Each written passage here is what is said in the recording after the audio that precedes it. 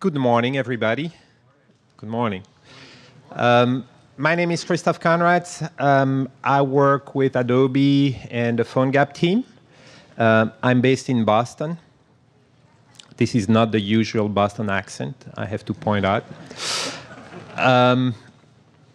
And so today what I'd like to do with you is take you through some of the work that I've done over the last couple of years building PhoneGap applications with Backbone. I'll show you a lot of examples, some slides. A lot of the examples that I will show you, I host on my GitHub repositories. So it's always a good idea to take a picture of this slide or whatever if you're interested in looking at that code. And also, of course, follow me on Twitter. That's extremely important. Because I will post updates and stuff like that. And then I have my blog there where I blog a lot of these examples. What I'm showing to you today is actually a kind of a PhoneGap application. I was planning to show you part of it on my iPad and streaming it to the big screen here, but because of the Wi-Fi, that's not going to be possible. And when I do it, in fact, I can still do it like this. You see, that's that, and then because it's a PhoneGap application in the middle of my, oops, I'm gonna maybe retake that. In the middle of my slides, I can take a picture of you and here you go, it's right there. So this is essentially an HTML presentation app that I built. And what's nice about it is that because it's HTML, I can actually demonstrate stuff in the middle of the application. But the point of this slide was not only to take a picture of you, which is always nice, but to know a little bit more about you. How many of you are actually building PhoneGap applications today? Okay. And how many of you are building Backbone applications? Okay, all right. So that's what I wanted to know to kind of tweak this presentation a little bit. So for all the people who answered no or who didn't raise their hand when I asked you, are you using PhoneGap today? Maybe I should start here with a very simple question. What is PhoneGap? Because a lot of time there is a lot of misunderstanding about what PhoneGap is. And I would like you to give you a very, very clear, concise answer today. PhoneGap is essentially two things. It's a wrapper and it's a bridge, and that's all. So by wrapper, I mean that you can take that web application that you build with HTML, JavaScript, and CSS. It's a web app, and you can wrap it as a native app that you can deploy to all these different app stores.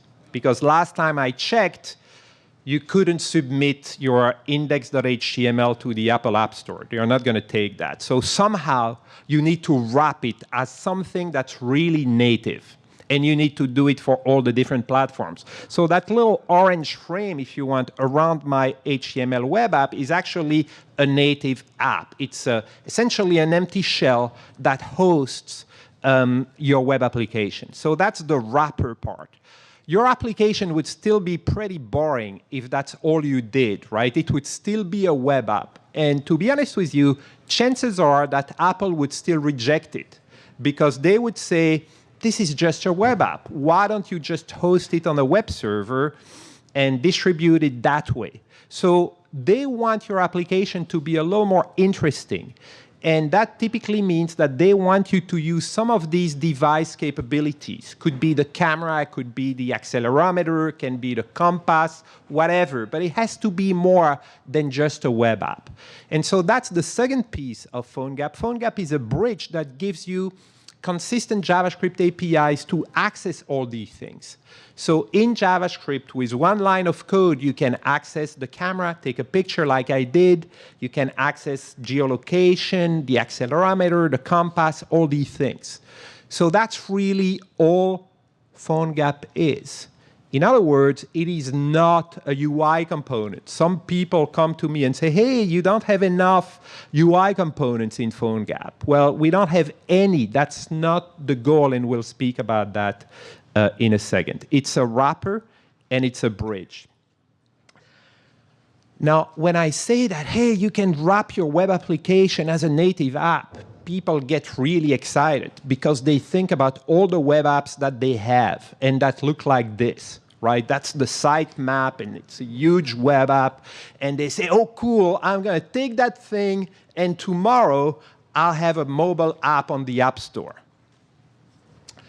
Even though technically that's possible, you can take that and wrap it as a native app. That's probably a very, very, very bad idea. Okay, it's going to look terrible. It's not going to perform. We'll speak about that. And very importantly, it's not going to work offline, right? Because typically these things, they are powered by a little piece of server-side script, whether it's PHP, ASP, JSP, a servlet, whatever, Ruby on Rails, Node.js. There is a little piece of server scripting that will generate the HTML dynamically, which by definition means that if you don't have that server, you'll get nothing, right? So if you're offline, that is not going to work. So even though technically you can still build web apps that way, you know, to package with PhoneGap, that's probably a very bad idea.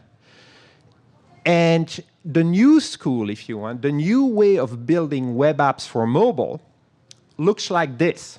You have a single HTML page, one. Even if your application is super mega complex, you have a single HTML page. It looks like this, nothing more, nothing less, really. Okay? It's essentially an empty body. But of course, you have that app.js there that you import.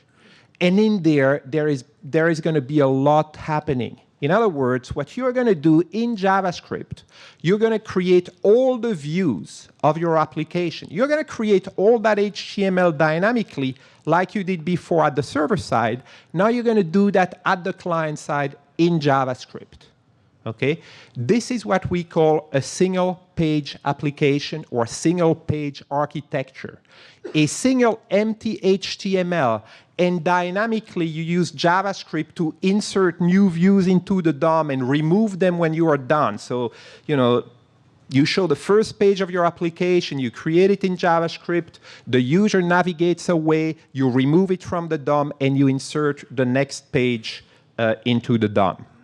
So very quickly, what's going to be the difference between the old school and the new school? Well, the UI generation tier, as I said, you create these views at the client side. The language is not Java.NET, PHP, or whatever. It is JavaScript. This is going to work offline. You don't rely on a server to generate the UI anymore. You generate the UI at the client side. You don't need a server. So that's very good. Page transitions. If you use a traditional web app, you have absolutely no control over the way a new page is displayed. That's the browser that does that. You know, you display a page, you click a link, boom, the page goes away, and a few seconds later, if you're lucky, a new page will abruptly show up in the browser. Now, on mobile, people don't like that model. They like nice transitions and things like that. So with single page, since there is only one DOM, there is only one page, you can navigate elements in and out of the viewport the way you want. So you, the developer, you have control over that. And of course, it's going to be fast because you don't need to do round trips to the server to get the next screen, which would be a disaster from a performance point of view. So that sounds all great, but it's not always that easy. There are new challenges that you really didn't have to face in the old school. Namely, now you have to use JavaScript not to, you know, power a little button here and there, on-click this, you know, alert that. Now you use JavaScript to build super big, complex apps, like you did with other languages that you considered, more appropriate to do that in the past. JavaScript can absolutely do that, but it's a new way of thinking. And what's also very new is that the life expectancy of a page in the old school is probably a few seconds, or if you're lucky, a few minutes, right? The user will come to your page, will read a little bit, do a few things, and then navigate away. If the life expectancy of a page is so short, what's the likelihood that something can go really bad, like a memory leak, for instance? What's the likelihood to have a memory leak in a traditional web page? Close to 0. Now, in a single-page application, because you only have one page, it's the same DOM that you just manipulate and you insert views and remove views. The life expectancy of that page is hours, if not days, right? I can even, put my phone in my pocket. That doesn't mean that I killed the app. The app is still there with the exact same page. And 3 hours later, I will go back in the application, do a few more things, and again, go away. It is still the same page running. So now the likelihood to have memory leaks and stuff like that, bad things, increases dramatically. So in other words, you really need to pay attention. So you could do everything from scratch and build your own, system and structure to build these apps. Or you could use a framework. And frameworks can really help. In the same way these frameworks helped you at the server side, you use PHP, JSP, ASP, Ruby on Rails for a reason. At the client side, there are many options as well. And even though we're going to talk about about Backbone today, it doesn't mean that it's the right choice. It depends on who you are. It depends on the application that you're building. So I'm not going to go over all the options here. I'm going to give you a way to look at those and differentiate between two categories of frameworks. On the left column, this is what I call full-stack frameworks. These guys try to do everything from DOM manipulation to providing you with some kind of an MVC architecture to trying to making your application look good. So they will give you UI components, buttons, list, headers, sliders, all that in one framework, full-stack frameworks. jQuery Mobile fits in there. Sencha Touch fits in there. On the right side, you kind of build your own stack. You say, hey, no, that's too much for me. These tend to be big, by the way. So I'm going to pick and choose. For DOM manipulation, I'll use jQuery or Zepto. For MVC, see these architectural micro frameworks. They are very lightweight, and they don't bleed on the other layers. All they do is provide architectural structure, if you want. In there, you have Backbone, Angular, Ember, Knockout. But you still don't have any UI. So if you go that route, you probably have to use a UI toolkit on top of that, like, for instance, Twitter Bootstrap, Topcoat, Zerb. I'll speak about that a little later in this presentation. So how do you pick the right framework for you? Well, it depends on your taste, as I mentioned before. But these are some questions that you have to ask yourself. Is the framework prescriptive? And do you like that? Do you like authority, in other words? Do you like a framework to tell you exactly what you should do and how you should do it and have one way of doing it? Or do you want a framework to give you some basic principles, but then you can still do a lot, you can still, implement your own architecture if you want? How easy would it be to remove the framework from your application if you wanted to do that at some point? Can I use the templating solution of my choice? Can I use the UI toolkit of my choice? So these are all good questions. And then you end up with some kind of a scorecard like this. Now, this is not at all scientific, but it's just to give you some ideas of how we've been looking at them and how different they are. Now, whether it's green or red is not necessarily good or bad. It depends on your own preferences. So for instance, jQuery Mobile has a big scope. It's a full stack framework. It's declarative. It's going to manipulate the DOM. You're going to annotate the DOM. You're going to annotate the HTML elements. It's prescriptive. It tells you really how to do it, and you have to follow the guidelines. And it's ready. Backbone, in many ways, is exactly the opposite.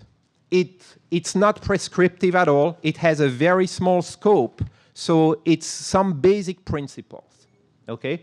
And then you have Angular and Ember that are somewhere in the middle. So in other words, I would say that Backbone is probably the most minimalistic framework out there, okay? It's very, very lightweight. It's not at all prescriptive. Now, some of people can say, that's not a lot of help. I don't like that. And some other people may say, well, that's perfect because I don't want to fight a framework. I don't want a framework to be in the way. I want to work my way with the help of a framework, okay? The reason I'm here today is because that's what I like, mostly. But I can totally see that, in some other situations, I may like a more prescriptive framework.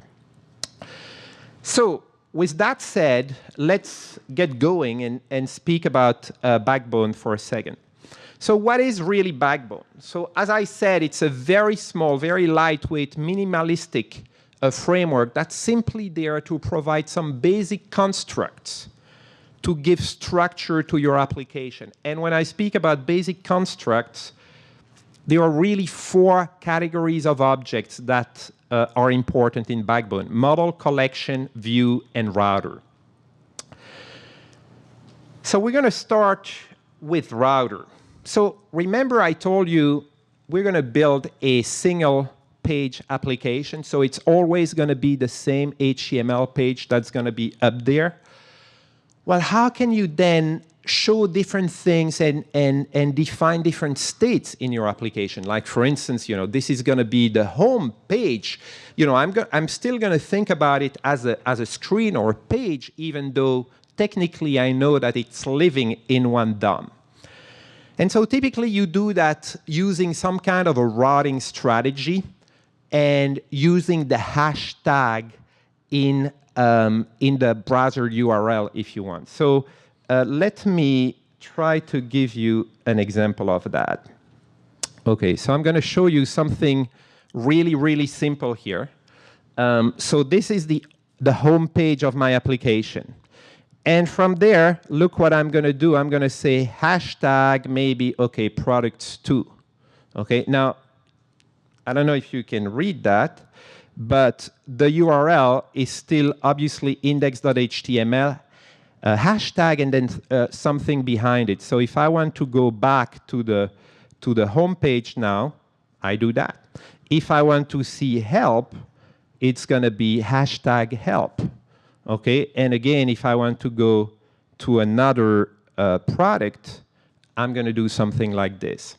Now, the thing you need to know is that as long as what you change is behind that hashtag, the browser is going to let you do that without refreshing the page. So in all the things that I just did here, there was never, ever a page refresh. Okay, so I was still living exactly in the same DOM. So now let me actually show you the page. And so this is the actual code behind the page that we looked at. So, usually you wouldn't put that in index.html, but I wanted it to be self-contained. So you see that in terms of HTML per se, there is nothing. The body is empty. There is no markup in my index.html. But I instantiate a router, okay? And then I define routes. And so the things that you see here, so like, for instance, product / and then some kind of an ID or help, is basically whatever is going to be behind that hashtag. And then you tell Backbone, well, if the URL looks like this, invoke this function. If the URL is something hashtag help, invoke the help function. If there is no hashtag in the URL, simply call the home function. And now these are the three functions corresponding to these three routes: home, product, and help. Okay? And here I do some basic jQuery to actually build the UI of that page. Now, obviously, this is super simple. This is where you would actually, in JavaScript, create a page dynamically. Okay, so the router is simply helping you to build that single page application where there is never a page refresh, but you inject and remove views into the DOM based on the hashtag. Okay, so that is the router. Okay, the second construct in Backbone is a model. So a model represents the dynamic data in your application. And can also potentially include things like validation or parsing of data and stuff like that. Now, Backbone makes it super extremely easy to work with RESTful services, REST services. If that's what you do, if when you build your application you work with REST services, this is going to make it super easy. And I will show that to you in a second. But we have a question. Can you change the page title without doing a page refresh? Can you change that item? The page title, yes. What shows up in the browser on the tab, for instance, yeah. Remember that would be relevant if the application ran in the browser, and single page applications can obviously be built for the browser. In a mobile app, like an app, you're not going to see that title anyway, but yes, absolutely, you can change the title. Okay, models. Okay, suppose that I do work with RESTful services. So I have endpoints. Now, let me quickly show you what the current kind of standard is when working with RESTful services. So lately I've been working with that little Chrome packaged app that I really recommend. It's a very nice tool. It's called Postman. And it's a very nice way to test RESTful APIs. So if you have to do that kind of stuff, I would really recommend it. You can actually define, for people using curl, this is kind of an improvement in your workflow because you can save your you can save your requests and things like that. So for instance, I have a get item now. Look at what it does here. It's going to invoke this request, and you see that it's a get HTTP here.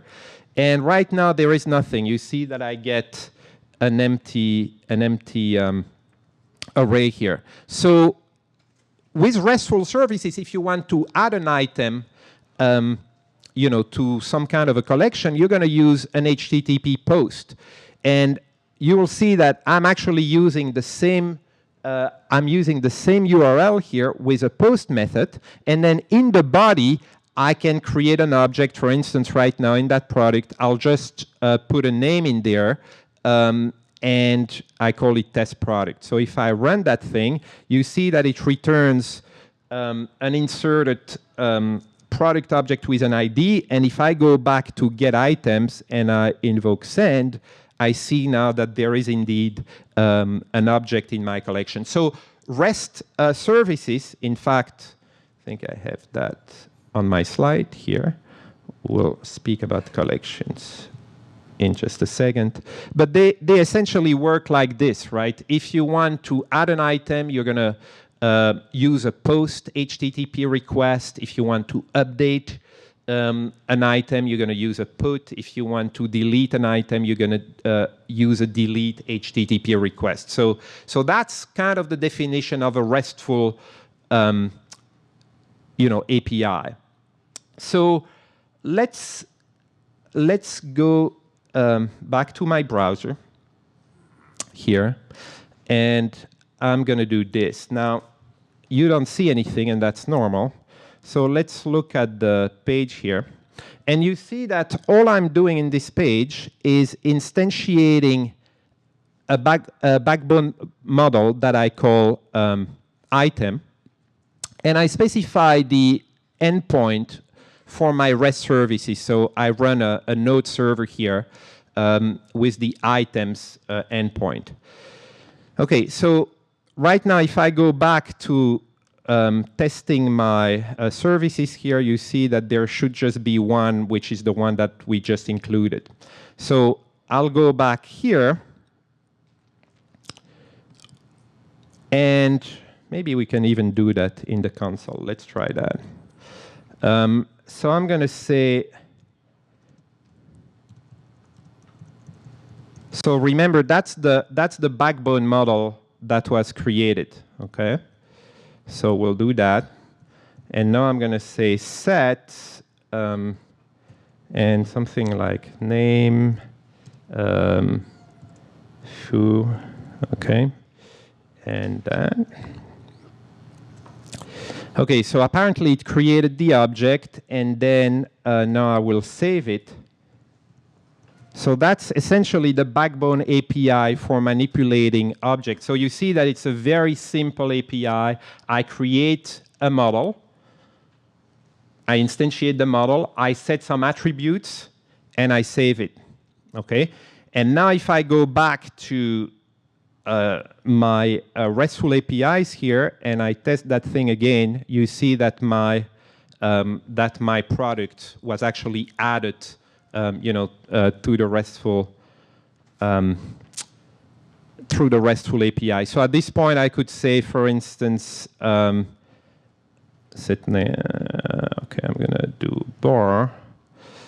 All right, and say I save. And again, go here, and you will see that. So with the save, if it's a new object, automatically it's going to invoke either a post if it's a new object, or a put HTTP request if you're modifying an object. But you have a very simple API. You simply do save on your model object, okay? And then you could then, if you don't like that object anymore, you could do destroy. And now, if I go back there, that object is gone. So you see, with just 2 or 3 different methods, there is no messy, jQuery, AJAX, or XML HTTP request. Behind the scenes, that's essentially what happens. But you have a really clean API to manipulate, these models. So models are. Let me go back one slide here because I skipped over collections. Collections are just collections of models. So it's essentially a list of items and stuff like that. And what's nice about it is that in the collection, you can specify which model you're dealing with. So when you actually fetch a model, you have a list of model objects on which you can use that API that we just discovered together. Make sense? All right. So now let's talk about views, because remember what we did so far in the router.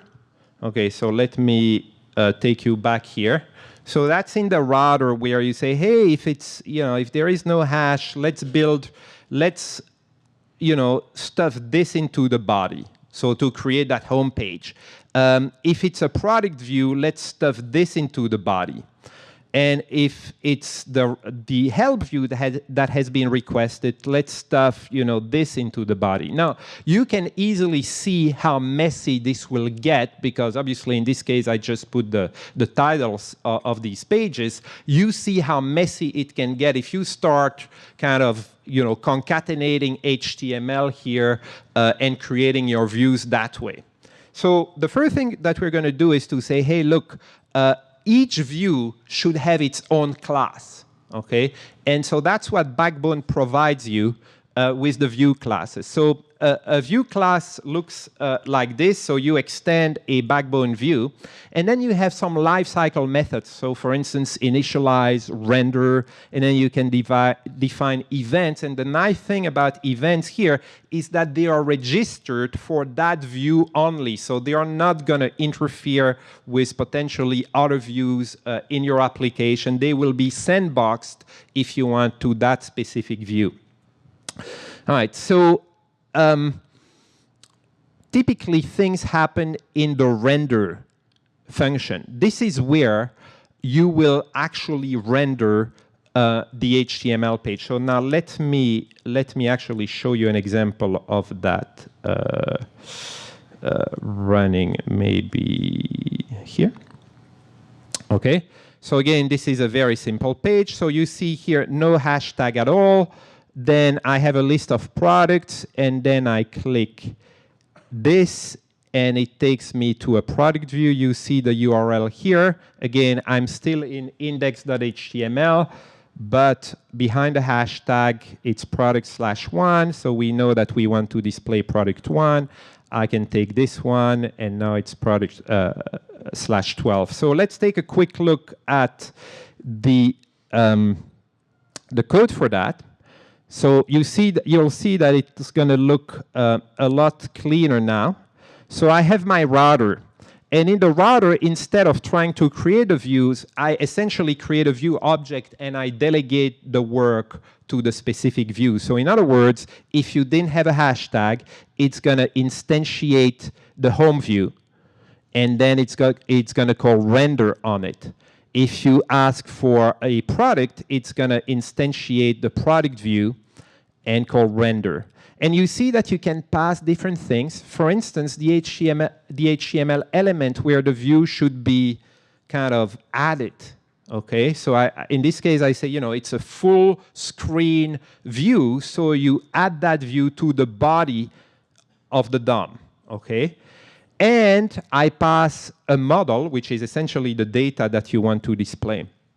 So for instance, here, the render will do something like this. Okay, so now I display first the back button, then an H1 to display product view. And in this case, I don't really have real data yet, so I will just say product ID and pass and display the model, which in this case is just the ID. Okay? All right. So,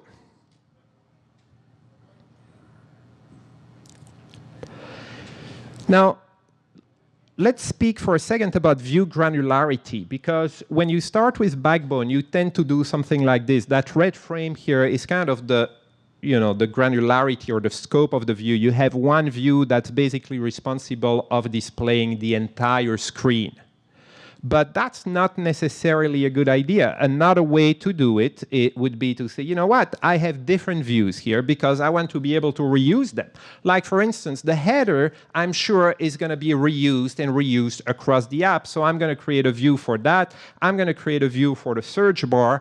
And I'm sure that that product list, I should be able to reuse it in many different situations. So I'm going to create a view for that as well.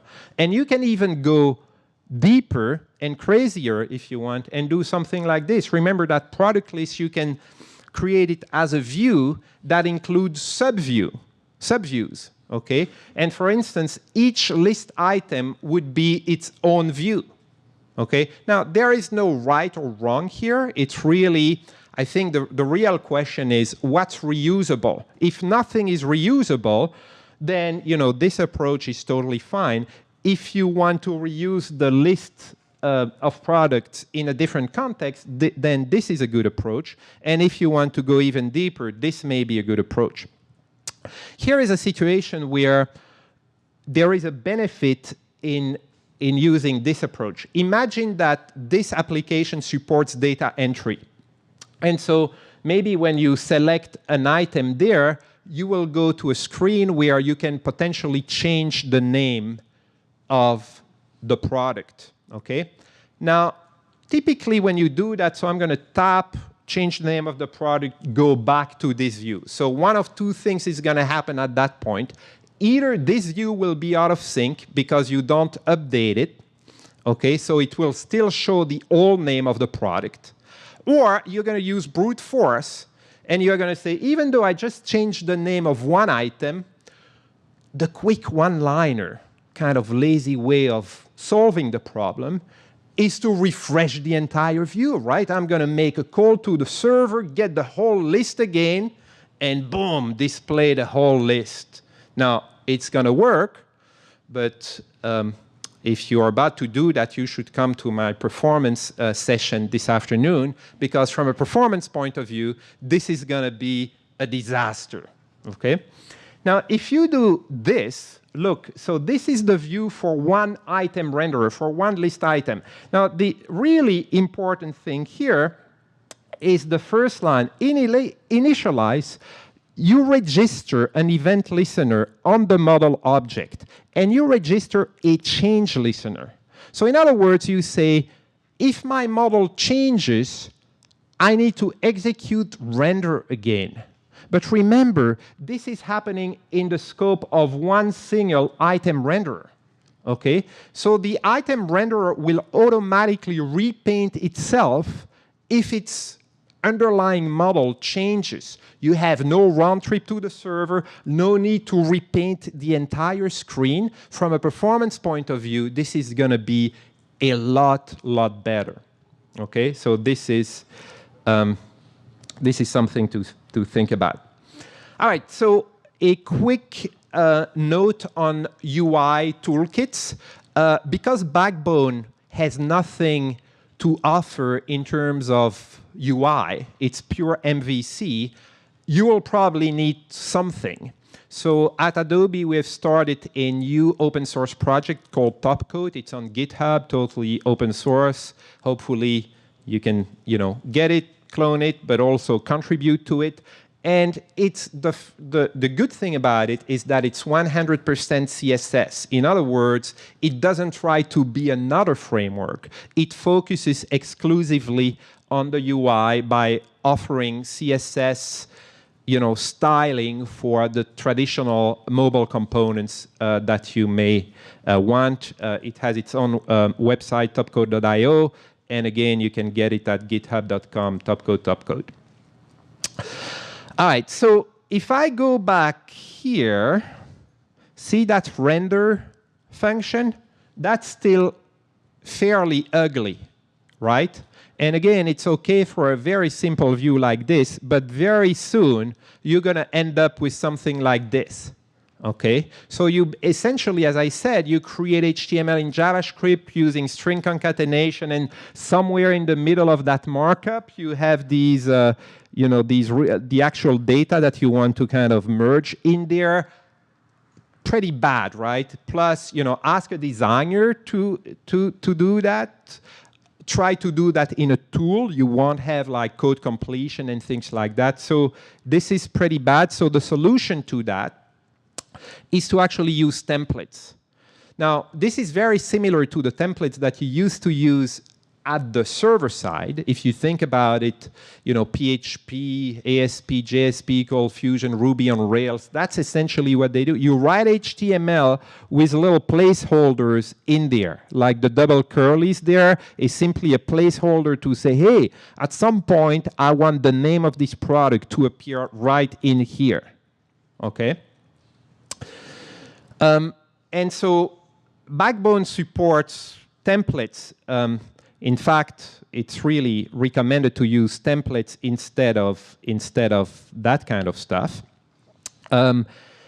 It comes with its own templating solution because Backbone is built actually on top of another library called _.js. But Backbone is totally agnostic in terms of the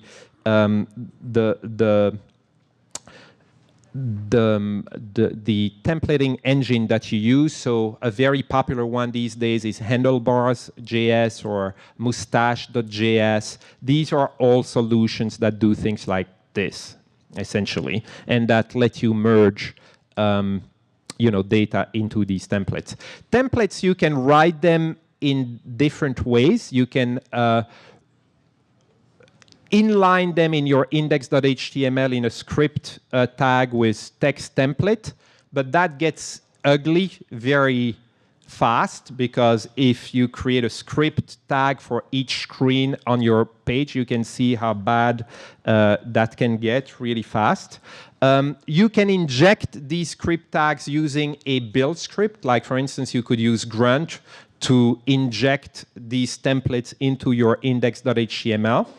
Or you could use dynamic template loaders, that, one that you can build, or something like require, and we will talk about that actually right now.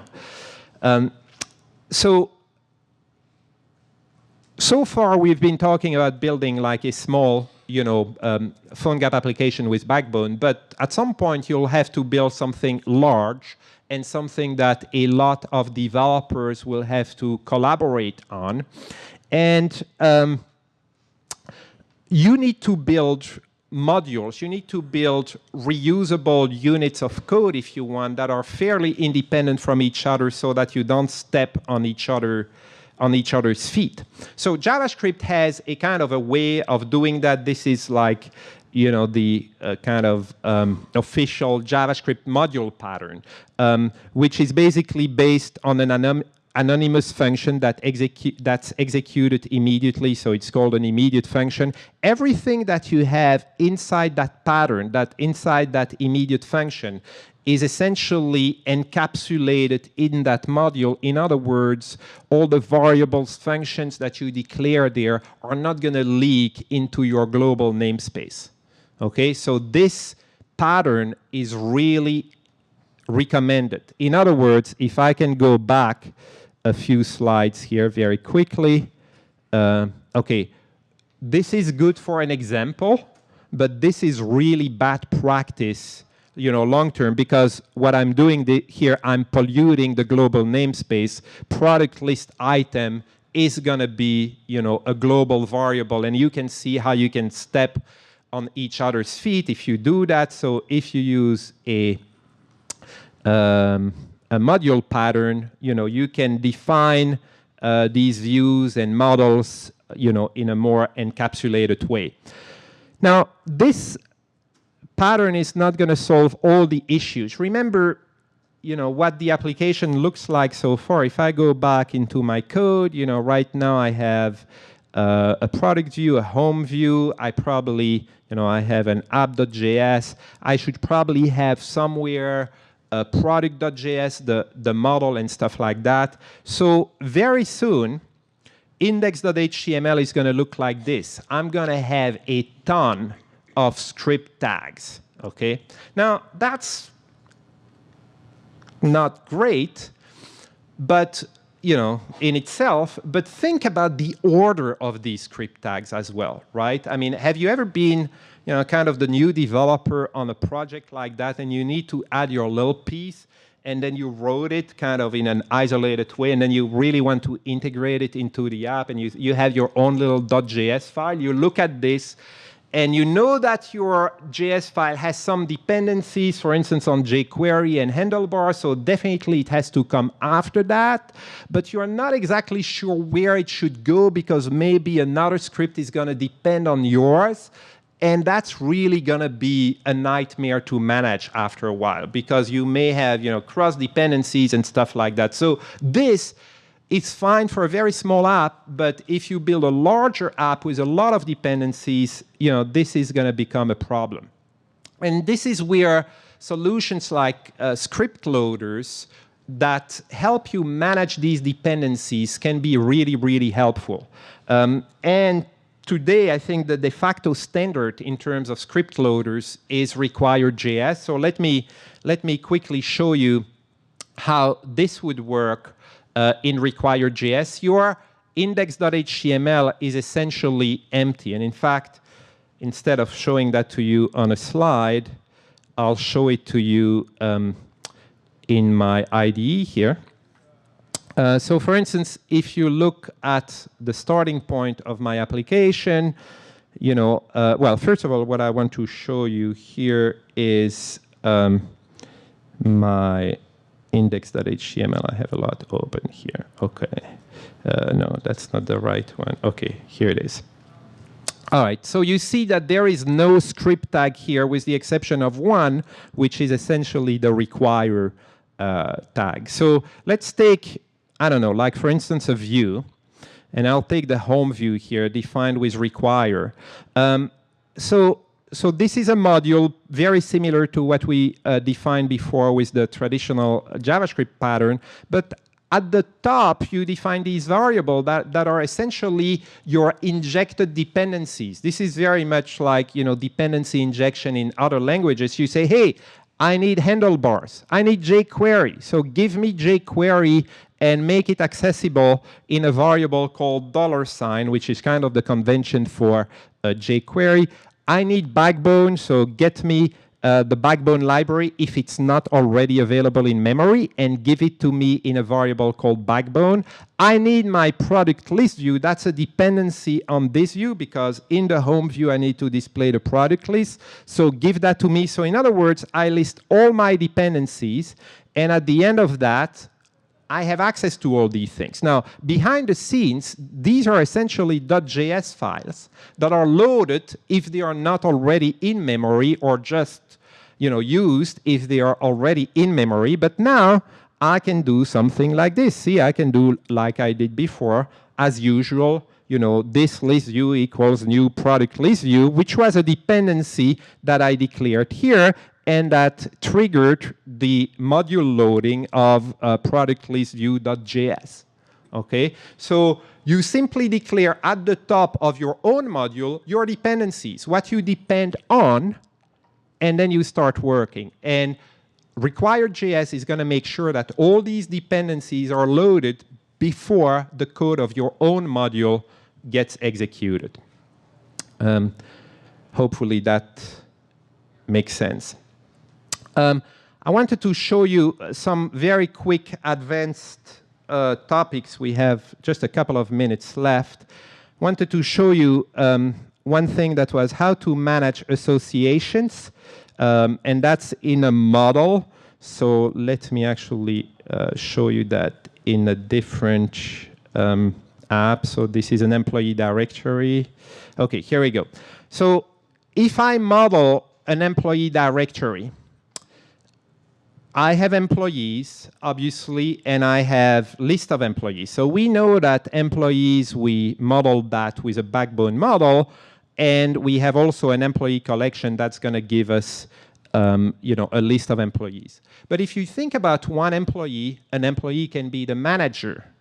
And if I'm a manager, I have reports. I have direct reports. And that's an association. That's a one-to-many association. So this is one way of dealing with it. You say, okay, in the employee initialize method, you define a field called reports. And what is reports? Well, it's actually an employee collection. It's a collection, it's a list of employees that report to me. But they have a special URL, unlike this, because this is the RESTful endpoint that's going to give you all the employees. But following the RESTful convention, you know, if you look at the reports of one employee, you have to navigate through you know, the employee itself and then /reports. So this is simply how you can manage things like association. And the last thing that I wanted to leave you with is that, you know, I showed you how easy it is with Backbone to manage data using RESTful services. Now, this helps you build a quick, fast app because RESTful is so easy. But you probably shouldn't do it that way if you build a large system, because if your app has a dependency on a server, that means that that app is not testable if you want to do unit testing and things like that. Or simply in other situations, you may decide that you're going to cache data in a PhoneGap application, for instance, in the local database. You have a SQLite database on these devices. So sometimes you want to use cached data from that local database. So don't just assume that you will always deal with REST data, okay? So one way to think about it is to really abstract your data access with kind of pluggable adapters. And then you can say, hey, now I'm working with JSON, that's fine, that's REST, but I may want sometimes to, work with some cached data in my database. So let me show you how you can actually do this, and then we'll be done. And I'm going to show you the required implementation of the application here. Let's look at the router for this bigger application. Okay, so you see that here I'm asking for a model called app models product. Okay, and with that I can instantiate a product. Now, what is that really mapped to? So I'm going to go in the app definition, and you see that here I define that dependency, and I say, well, you should actually point to app models slash memory slash product, and that maps actually a JavaScript file here. And you see that in this case, I'm not working with REST data, but I'm using in-memory data. I'm using dummy data, that would be really good for testing, for instance. Okay? So now my application is going to run on fake data, in-memory data. And that's perfect for testing. But look, I have also models that are real JSON models that you already know. So these are real JSON models. They work with an endpoint, a REST endpoint. So this is really dependency injection in action. If I wanted for the entire application to change the data access strategy from in-memory to JSON, all I would have to do is to change here my required JS configuration and say here, every single time a module is asking for this dependency, now you're going to serve this instead of what we had before. Okay? And so now the other modules don't even know that that happened because they keep requiring, they keep asking for this, but they are being given something different. Obviously, that has the same interface, the same API. Otherwise, that wouldn't work. And that's really exactly all the time we have. So I will stick around if people have questions. I'll be here. Don't hesitate. Thank you very much.